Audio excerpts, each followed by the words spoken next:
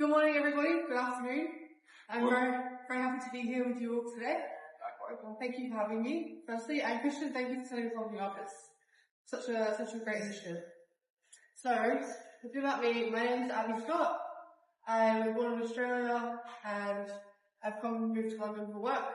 So, I was born with one ventricle in my heart. I had multiple surgeries as a child growing up. So, naturally, I guess I was told, don't overexert yourself. Don't overexert yourself, don't push yourself too much, I'll get breathless walking up the stairs. I have two sisters, and they are very sporty. So cross country, sprinting. It was hard not to kick outside of this, right? So anyway, I remember when I was about 8 years old, and I wanted to do cross country so bad. And my mum, she comes to support me. And she's like, oh, darling, be careful. Like, just take your time. I was like, my time's fast. I came second last, because the boy behind me had an asthma attack. But I was so proud of myself. Alas, as I grew up, I grew into my body and grew into my mindset. My dad taught us to surf, and about 15 years old, I was able to paddle out and catch my own waves, and that was quite a pivotal moment, and that was the beginning of something very special. So from there, my friend encouraged me to join the Surf Lifesaving Club. Of course, I jumped straight in and participated in that. So that was an incredible community to be a part of, because you're pushing yourself physically, mentally, and you're helping everyone around you as well, whatever that community is at the time. So to be able to train with these people of such high caliber of fitness, yeah, sure, I was a bit breathless, but I felt unstoppable. I felt invincible. And as time goes on, you forget that you have a serious health condition. But that's okay. That's alright. So I graduated high school, and then immediately went traveling around Europe at 17 alone. And then I come back home, my family being like, where are you going? Who are you going with? And I just thought to myself, man, I've literally been freeballing around Europe for the past 3 months. Like, why are you asking me who I'm going with and when I'm coming home? So I dipped out, I moved out alone, turned 18, and started living my life. I started to study paramedicine, because I knew that was what I wanted to do. It just fit well with who I was as a person, and absolutely loved it. So I was living my life, surfing, studying, partying, classic uni things.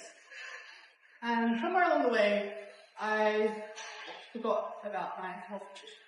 So I meant to take this medication called warfarin, and I've been on it my whole life, and it's a gnarly anticoagulant. It's very sensitive to literally the food you eat, the time you take it, the exercise you do, the air you breathe, everything.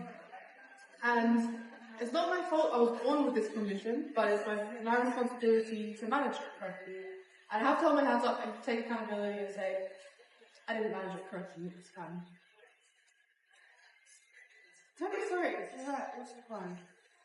So, as I was growing up, although I had my limitations, I threw myself into academia, and I prided myself on it. So, chess club, mathematics, classical guitar, all these extracurricular activities, I guess compensating for areas that I felt like I had lacking in. But anyway, as I digress. I think self-destruction can sometimes be have a mask perceived as freedom. And it's hard to differentiate between the two sometimes. So for some people, that could look like partying every weekend, because now you don't have anyone to answer to. Or it can be like, I'm no longer on that diet, so I'm going to eat whatever I want. For other people, it can be non-compliant with their medications. So for everyone, that's going to look a little bit different. But same core pieces, right? Anyway, so it was the second year. I just finished second year of paramedicine at university. And I went on a date, and it was going really well. And me and this guy were super drunk. super drunk. And I went on a date, and it was going really well. And me and this guy were super drunk, at this concert. Came home, and then I had a massive stroke. So I couldn't move my right side at all. I couldn't talk. I could barely think. And the guy saying, "Oh, I'm going to call an ambulance. And in my mind, I just thought I was drunk. And that's why I can't do any of these things. So I'm trying to say, no, don't call the ambulance, because I tell you, being the drunk paramedic student in the back of the ambulance is professional suicide before your career has even started. So thank God I can't talk, because that means I can't talk about it, right? Yeah. Anyway, I don't really remember too much of that evening, but I woke up in the ICU after multiple procedures to retrieve it. I'm eternally grateful for the person calling the ambulance, and my family came from all over the country to come and see me. I have my friends and my family there to support me, which I'm forever grateful. We got to lean on the people around us that offer their support. I can't do things alone all the time. I don't know if it was my brain damage or literally just who I am as a person, but I found some parts of it absolutely hilarious. I remember trying to lift lifting my arm up, flopping down, and I found that so funny. And relearning to speak was also very interesting. So some people when they have a stroke, they have difficulty finding words, they might get different accents, things like this. But I would often get asked, where are you from? I just started making up countries in the end. So from here, there was rehabilitation. So that looks a lot like rebuilding your body, rebuilding strength, proprioception. Because I forgot I had a whole right side of my body, right?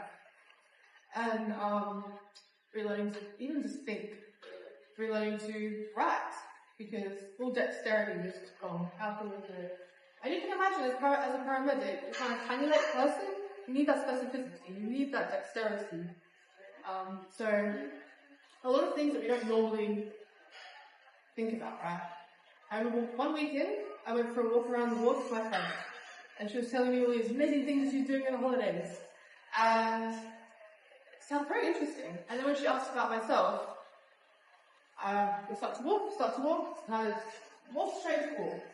But I couldn't do those two things at the same time. I couldn't walk. I could walk, and I could talk, but I couldn't walk and talk at the same time. Wow. Absolutely crazy, right?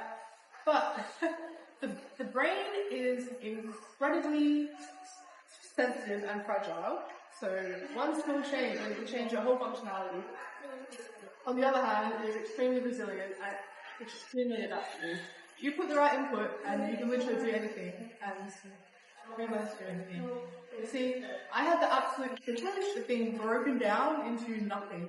So to be able to rebuild myself into something even better, you know? Something unique, something me. Anyway, when I returned from hospital, I just wanted everything to be the exact same. I wanted to graduate on time, because I was meant to finish my degree that next year. I wanted to drive in my same car, I wanted to go back into my same share house. But the thing is, I wasn't the same. And I carried a lot of shame around that. Sometimes, things you want to hold on to so tightly are the very things you need to squeeze the grip on. And you might not see it at the time, but it allows for other things to come into your life. I tried to finish my degree on my perceived timeline, right?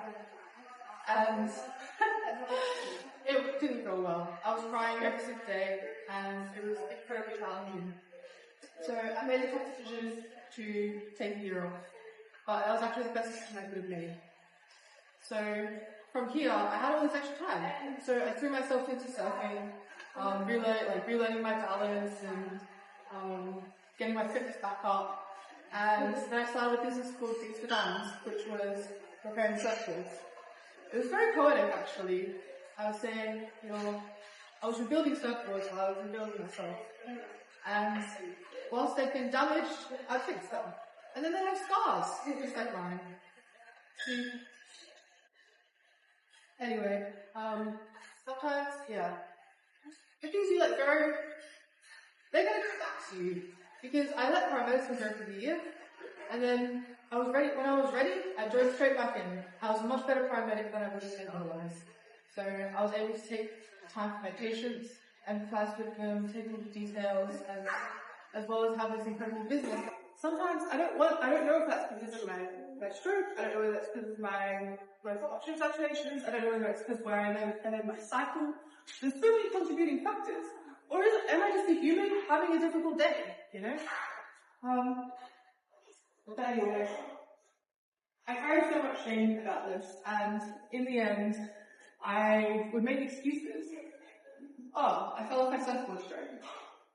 I double booked. I forgot, stroke. The very thing that I felt shame for, I hid behind, and that just created a perpetual humiliation ritual for myself. So, therapy is great. I would recommend it to a friend. But the thing is about shame, it loses its grip when you share it with others. And I would like to invite you all. You can share it or you don't have to share it. But what is something that you might be carrying shame for? It could be minor or it could be huge. That you know deep down is not actually necessarily for you to carry. I encourage you to, I implore you, let that part of you go. It's no longer you. It's okay. We're all here together. And lean on the people around you, because some of the people that you think are going to be with you in the hardest times, they're going to dip. But some of the people that you didn't even consider, they're going to come out of the woodwork and be there for you in your hardest times. And be some of your closest friends and comrades, you know.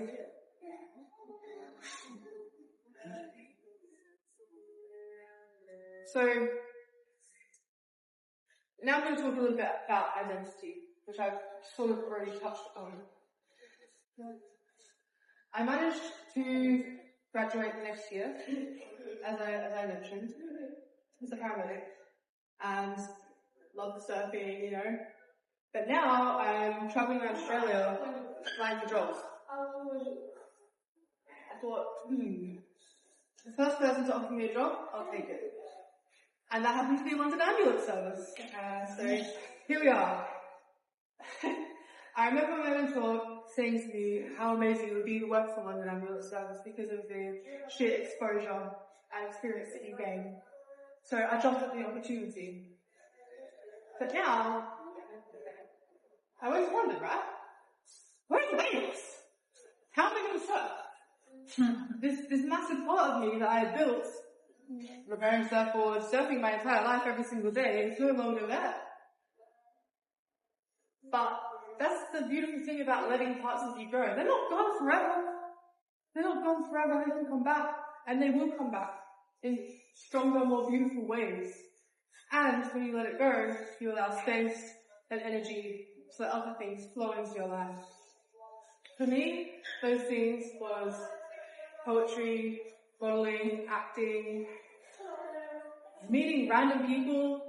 Like, the reason why I love London is because everyone's from everywhere. You never know what language or accent is coming out of someone's mouth. And that's one of the reasons why I adore it.